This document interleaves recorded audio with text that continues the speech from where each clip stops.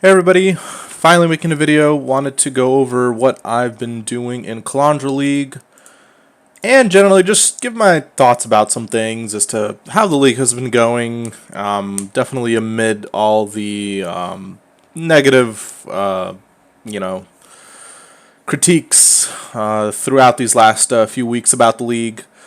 I guess that's an understatement, but just wanted to, give an update, what I'm playing, what I've been doing, and just my thoughts on some things. So, I'm playing a Occultist. I am doing a poison damage over time Blade Vortex. I am doing a little bit of a spin on one of the profiles I found on PoE Ninja, which I'll link in the description below. Basically, this BV Poison Occultist, I spec heavily into mana reservation efficiency, so I can reserve a lot of different auras. And I'm also running Stasis Prison with the 9 Lives Jewels. So that's kind of the main sort of gimmick, so to speak, about this build. Otherwise, it's your sort of run-of-the-mill Stasis Prison, or not Stasis, your Poison BV build. So those are kind of the two sort of tweaks that I've been running. So this build is running Despair with Temp Chains, along with Malevolence, Determination, Grace, Herald of Agony, and Tempest Shield. The Vitality and the Temporal Rift are just kind of superfluous because Vitality I'm using for, it's just level 1. I'm just using it for the life recovery from the Watcher's Eye, and Temporal Rift comes free with Stasis Prison, so I just threw that in as well. Basically, my goal for this build was to do something that has enough damage, but that can really pretty much take on most content in the game. This build, as you might imagine, is quite the tank. With Stasis Prison and the 9 Lives Jewels, I recoup 125% of damage taken as life, in addition to 25% taken as mana and energy shield. So that alone is a pretty big defensive layer, but I also have a ton of other defensive layers in this build. So like I mentioned, all the auras, I'm running like 10k armor from Determination, and I have Divergent Determination. I'm have 20k evasion, 70% chance to evade attacks. I have capped res, granted not 90 res, that was just too much for me to fit, but all capped res including chaos. I even have a good amount of block and spell block. I have 45 block, 35 spell block. I have 100% spell suppression as well. I mean, I can almost kind of go on and on. What else do I have? I have Temporal Rift, which adds sort of like a quasi-layer of defense in a way. And I think that about covers most of it. And the Recoup, of course. And my gear's pretty good. I'm definitely pretty endgame gear. It's not like mirror tier gear, but it's definitely pretty endgame gear. So this is my helm. As you can see, a lot of mana reservation efficiency. I don't have spell suppression on this just because I couldn't roll it, but I don't need it because I'm already at 100%. Granted, if I lose a little bit of life, it'll drop down to 93%, but that's really neither here nor there. 7% doesn't really make a huge difference, but that's my helm. Ash of the Stars, because if you're running a bunch of auras, you pretty much, Ashes is basically required. This is a really nice Cold Iron Point that I bought for just 4 Divines, which I think is a steal.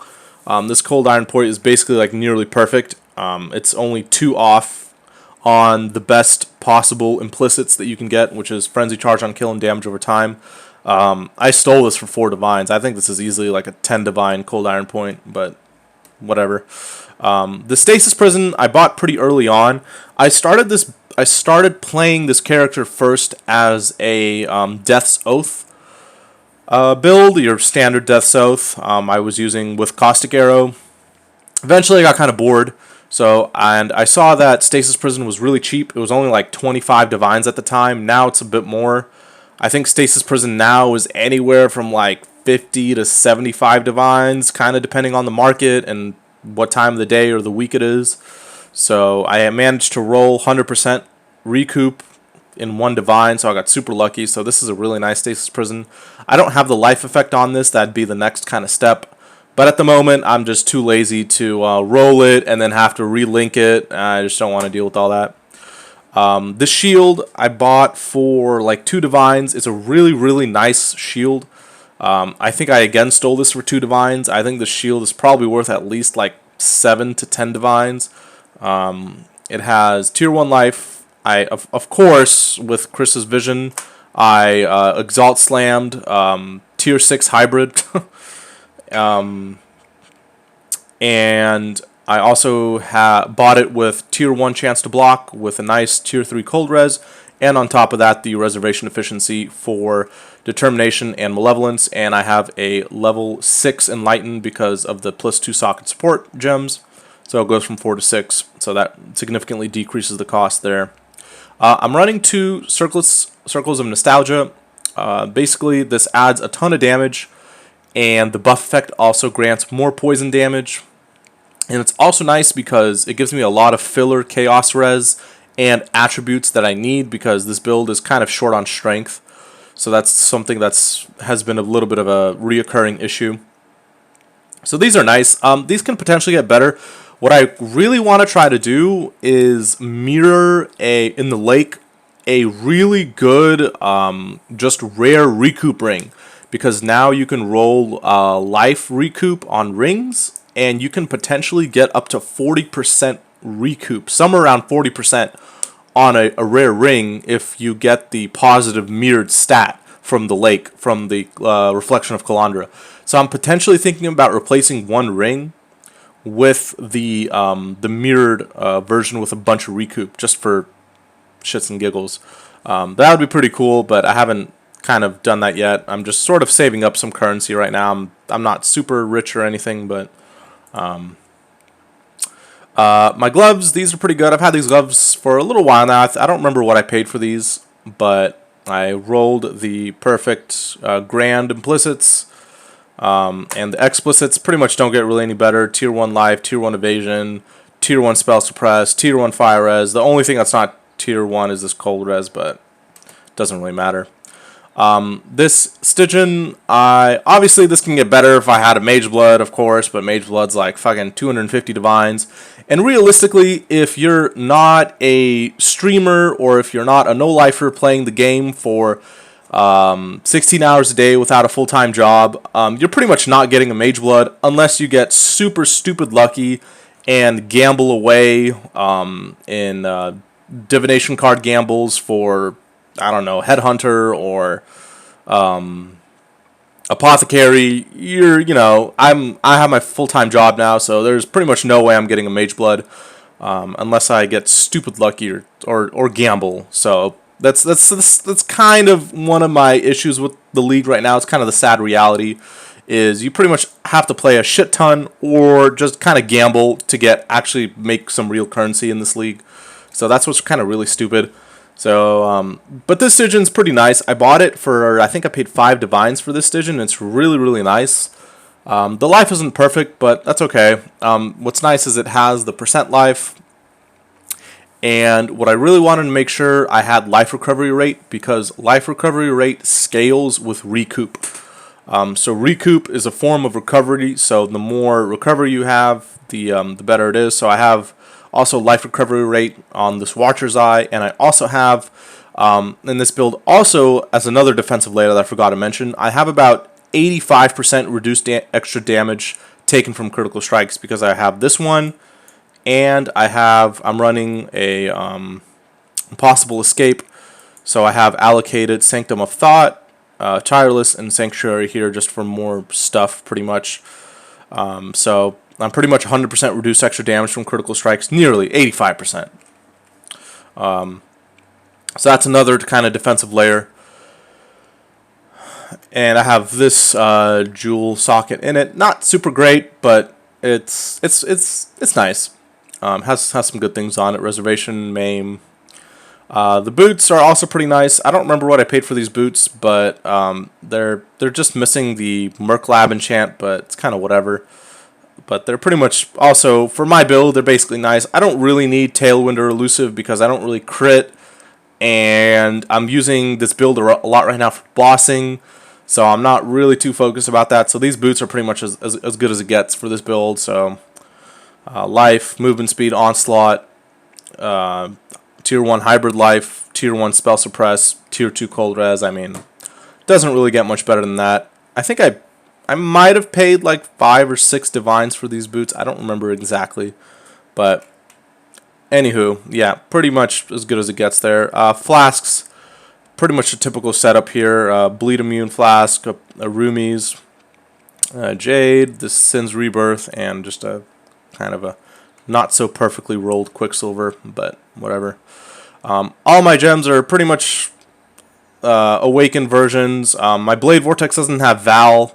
I might buy it, but it is a level 21 BV. I might buy a 2120 Val BV, but those are going for like 10 to 12 divines right now, so that's a little excessive, so we'll see.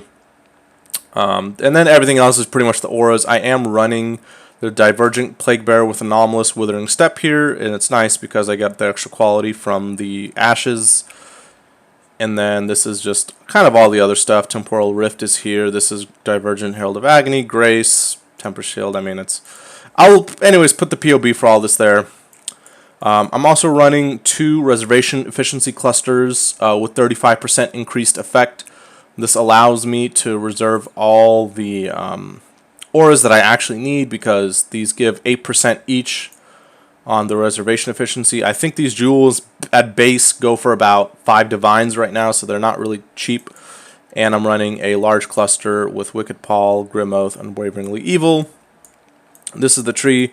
Again, I'm expecting some strength here because I'm having some strength issues, which is a little annoying, but it is what it is. Hopefully, eventually, I get that solved. Actually, maybe if I buy the rare ring, if it also gets a nice strength roll, then that could solve the strength issues. But not too worried about that right now. So that's basically the build. I can do a quick little demonstration here. It's really nothing special though. It's just your average poison BV. So there's nothing kind of too crazy about it. It is tanky. I don't die too much in maps, but I'll get to what I kind of think about the whole bossing situation and where I'm kind of at with that. So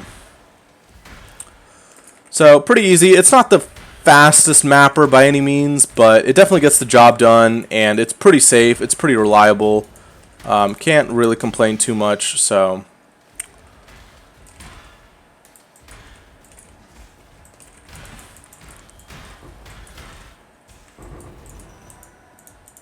I'll just run to the boss here, and then we'll go on our way.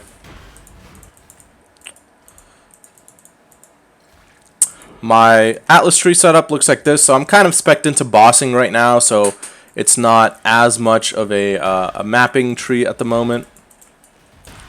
But nevertheless, works great for bossing. So the only thing that this build kind of it's a bit of a nuisance to handle is dots. Dots are just super annoying for this build, so that's kind of just one thing that's been a nuisance, and that's carried on with bosses as well. It's just all these damage over times are just so irritating, and luckily they did mention that in the next patch they're gonna kind of reduce some of these stupid dots that are seemingly everywhere. So that'll be kind of a nice change. And I want to let my blades kind of go away here just to show how Recoup kind of does. So if I could just stand still here, well, that's my Tempest Shield is going to kind of kill stuff, so hang on, I'll take Tempest Shield off so I can, so basically, Recoup, essentially, it sort of feels like you have a, like a life flask on all the time, or like you're a, like a jug with a lot of endurance charges and life regen. That's what Recoup sort of feels like. And so this is sort of what it looks like. I mean, there's not a lot of mobs there, but and they're kind of slowed with temp chains as well. So it does really good against like a lot of little hits, against a lot more damage. It can get a little more tricky. So here I could just start this guy up and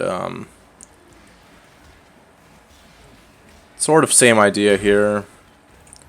I threw my shield on there, but as you can see, like it doesn't, just don't really die much. It's just yeah, it works pretty well. And especially what's nice about Recoup is the more damage I take, the faster I recoup. So as you can see here now with the more stuff that attacks me, the faster my life will actually go back up. I don't have the biggest life pool, but it still makes it so I can just take a lot of damage. So that's what's quite nice about it. So as you can see, my life just kind of pops back up really quickly. So it's pretty nice. And this is kind of the single target again. Pretty nice. This again is a tier 16 Crimson Temple, so your standard sort of map. So that's kind of just a little small demonstration of what that looks like. And that's basically the build. The one kind of gimmick I have with this build, well, other gimmick, is that I have to run a life tap because I don't want to use Eldritch Battery, because that actually takes away a lot of my survivability, because then I basically lose out on the 25% recouped as energy shield. And it's actually a big chunk of my survivability, I've noticed, because I've tried running Eldritch Battery. So it took a lot of kind of specific tweaking to make sure that everything kind of runs. So as you can see, I'm reserving nearly all of my mana except for 33, and my Withering Step requires 32 mana. So I had to like really tweak this to a T to make sure everything kind of ran.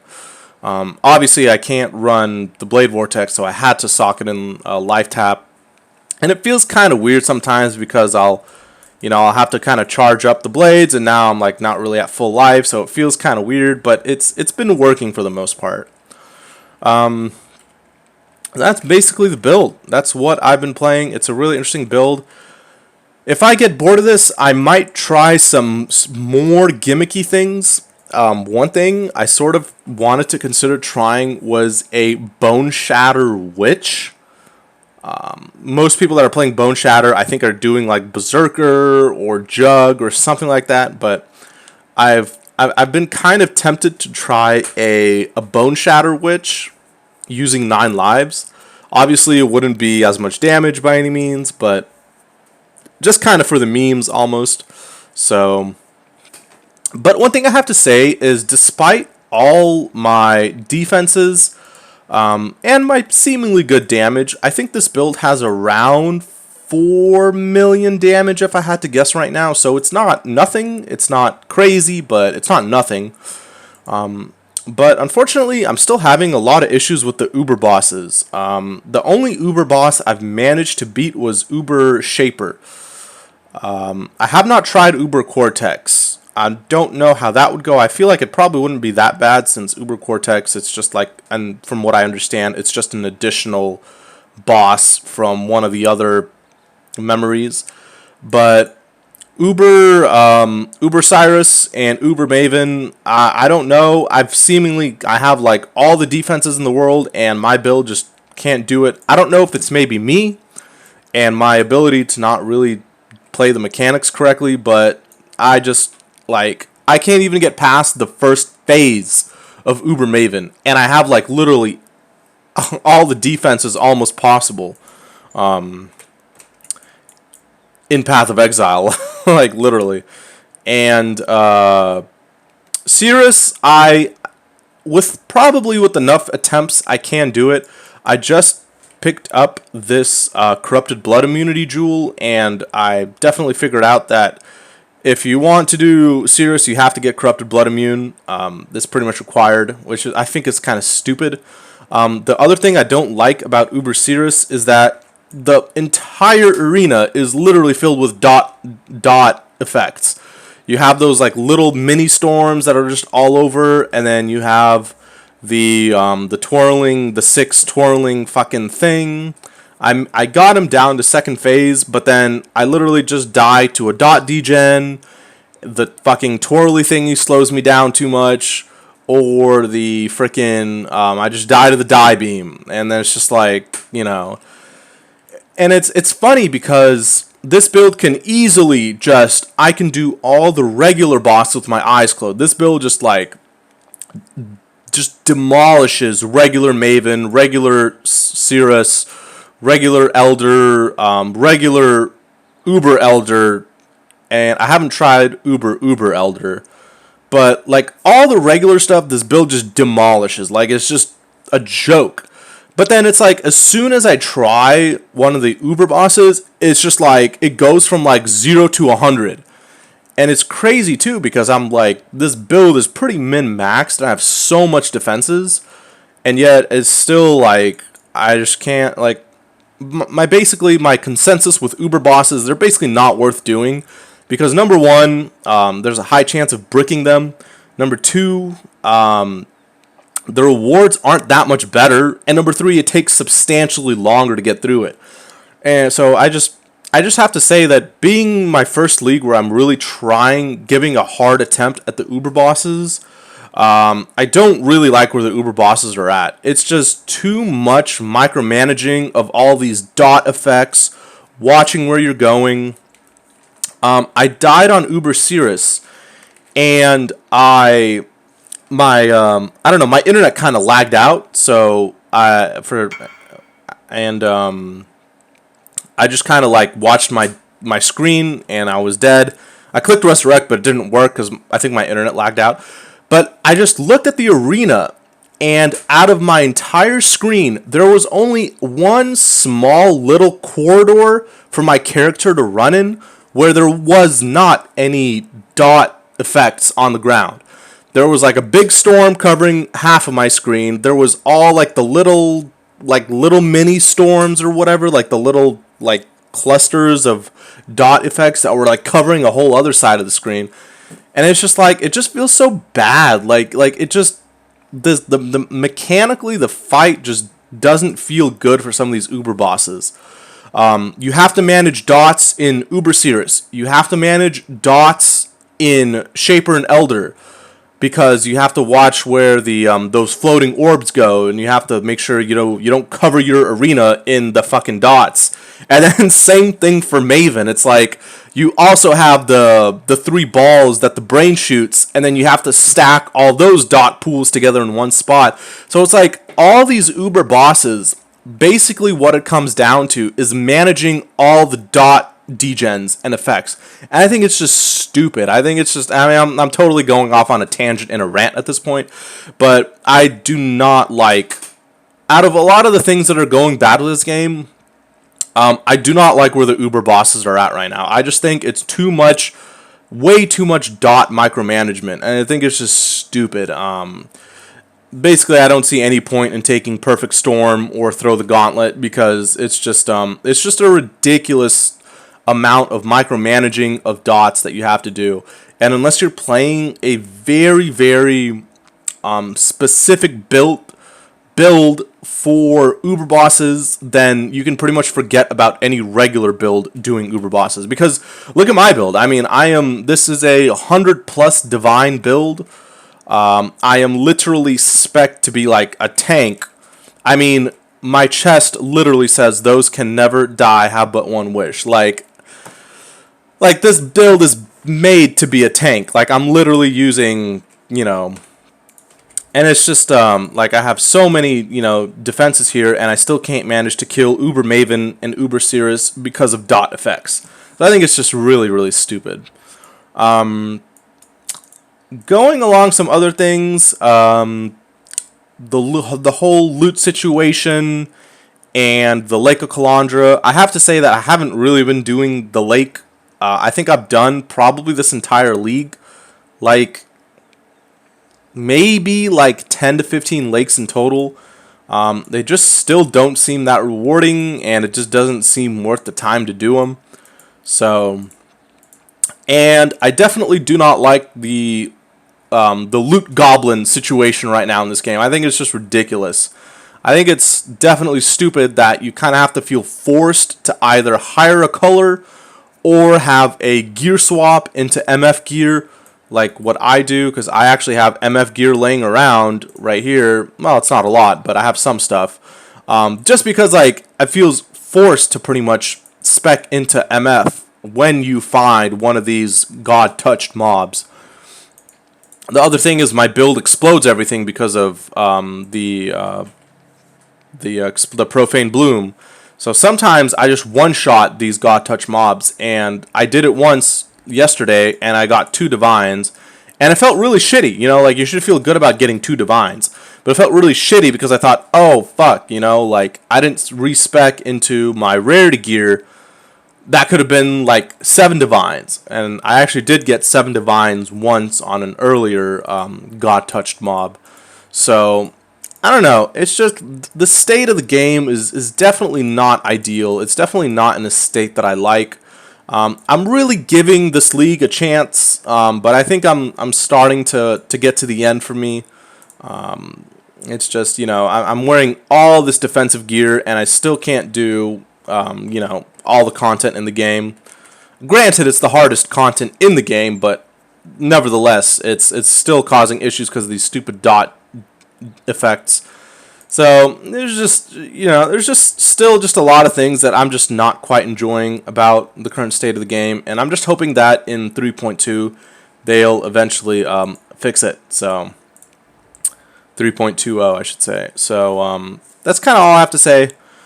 I'll leave a POV of this build in the description below, and the character that I kind of got a lot of inspiration for this build. I mean, it's kind of the same, except I'm using Stasis Prison. That's kind of the main difference. So that's that. I'll just leave it at that, and I've already been rambling on for nearly 30 minutes. So thank you guys for watching, especially if you made it all the way through this video. I know there's like hundreds of these kind of rant videos of PoE out there right now. So if I make any more PoE videos going forward, this league, I'll make sure that they don't have any more rants. I'll try to stick to more just build stuff and some things along those lines. Anyways, thanks for watching, and I'll see you guys on another video if I don't quit this league yet. If I do, then you guys will see me on the next league. So hopefully you guys are still trying to enjoy this game. If not, that's okay. Take a break. Thank you guys for watching, and I'll see you guys on the next video.